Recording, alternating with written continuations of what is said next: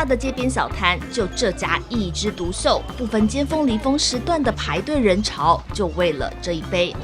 印度人3餐必喝的就是这个玛莎拉菜印度奶茶，但是为什么整条街这么多人在卖奶茶，就只有这一间大排长龙呢？原来印度总理莫迪曾经喝过这一杯，所以来自世界各地的人呢，都要求这一款莫迪同款。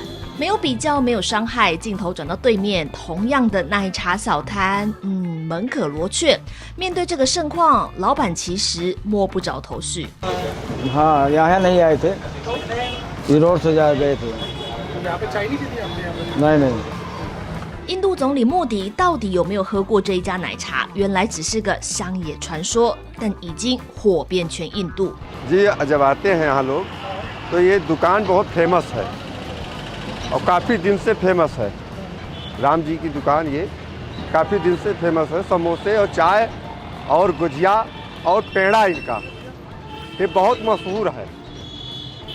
बड़े बड़े मंत्री और सब लोग आते हैं, खाते हैं यहाँ पे रुक करके。一传十，十传百，工人忙揉着堆成小山的面皮，就知道传说中莫迪喝奶茶一定要搭配的 samosa 销量一样可观。从奶茶摊的传说看得出，印度总理莫迪把自己当明星一样包装宣传。从2014年上任，莫迪打出印度制造，吸引了大量外资。得益于中美贸易战，目标取代中国，成为全球制造中心。印度的黄金10年正式起飞。而奏效的莫迪经济学，短时间推升了印度人的民族自信心。但印度国内贫富差距、种族问题，随着莫迪的强势作风跟着加剧。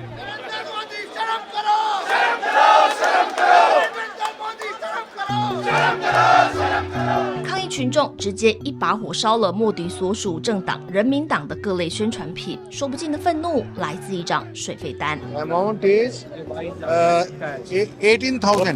18,000. See the third bill. 22,000. See 22,000 of 1 month. It's a huge bill. Huge bill. Wow. How can a poor person or a middle class person can pay this bill?小家庭哪来的万元卢比用水呢？水费冲得比通货膨胀还前面，起因还是政府部门的抄表错误，影响了德里好几万家庭。公部门的错有可能一次性归零补救吗？成为大选中在野党抗衡莫迪的主要诉求。印度总理莫迪的连任之路可以说是毫无悬念，但是在印度有很多新兴的政党，像是我后方的 AAP 普通人党，打着反贪腐为主要的诉求，相当受到印度年轻人的欢迎。当声势如日中天的普通人党党主席凯杰里瓦尔联合其他在野党，以苦民所苦来跟莫迪政府协商，至今仍没下文。BJP threats them. When people are coming to this, the officers coming to relieve the public, BJP is threatening. On phone calls, they are sending messages. Don't do this, otherwise you'll be like Satyendra Jain, like imprisonment. This is not democracy. We have elected BJP for the betterment of the public. But he is not doing that. He is just becoming Hitler. This is Hitler Shahi, not Loktantra, not democracy. 我们3月初采访时言犹在耳，没想到大选前3月21号，凯杰里瓦尔无预警遭到逮捕，罪名是收受贿赂。普通人党发出了声明痛批莫迪是为了打击异己。曾任莫迪阵营发言人的 Nisha，2022 年跟莫迪同框的宣传照还找得到。如今他投身普通人党阵营，在投靠大党的潮流中选择逆风而行。Earlier I was in BJP, then I thought they said their idealism is very, very fake. They have another face behind that. Yes, that's why I have changed the party. Everything is going distractly with constitution. They are not following the constitution. They are going to do amendments in constitution according to them, which is going to make them,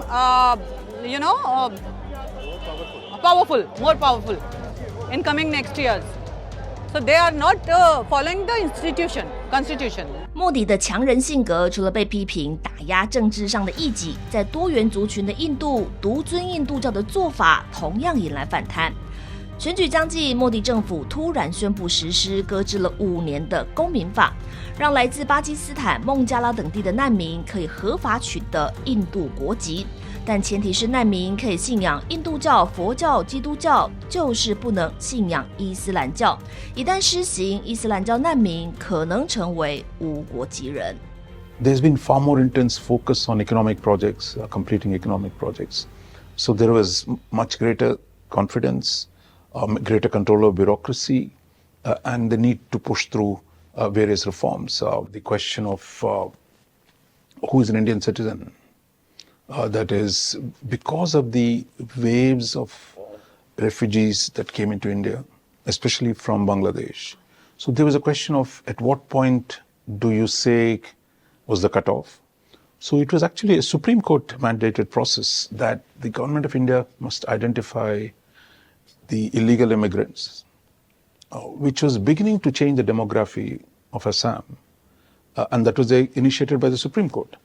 And I think these guys have passed this new law on Citizenship Amendment Act. So that's again an ideological project that they had for a long time. 代表印度的3色旗是印度教、伊斯兰跟其他宗教和平共存的象征。目前印度教人口大约80%，伊斯兰人口虽然只有15%，但总数也有2亿之多。